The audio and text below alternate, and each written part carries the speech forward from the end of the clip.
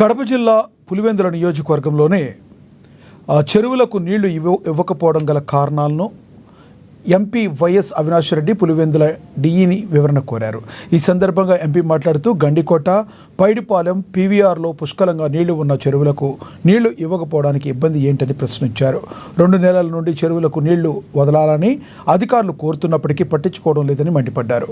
పులివెందుల రైతులపై కూటమి ప్రభుత్వం ఎందుకింత కక్ష కట్టిందో తెలవడం లేదని ధ్వజమెత్తారు. ఉన్న చెరువులకు నీళ్లు ఇవ్వడం కేవలం నెగ్లిజెన్స్, ఎవరు పట్టించుకోకపోవడము.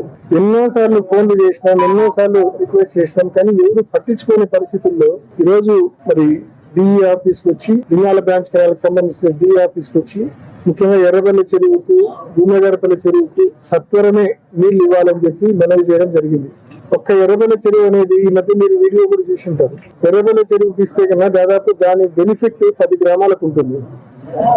అటువంటి ఇంపార్టెంట్ ట్యాంక్ కు 2 నెలలుగా రిక్వెస్ట్ చేస్తున్నాం. ఏమన్నంటే మోటార్లు కాలిపోయినాయి అంటారు. మోటార్లు మేము రిపేర్ చేపిస్తామంటే ఒప్పుకోరు. గవర్నమెంటే చేపియాలా, కూటమి నాయకులే చేపియాలా, వాళ్ళు చేయరు.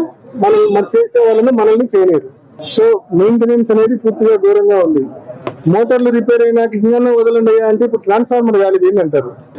ఏదో ఒక కారణం చెప్పి ఒక పక్క చంద్రబాబు నాయుడు గారేమో స్టేట్ లో ఎక్కడికి పోయినా Pulivendula horticulture hub, Pulivendula horticulture hub గొప్పగా చెప్తా ఉంటారు.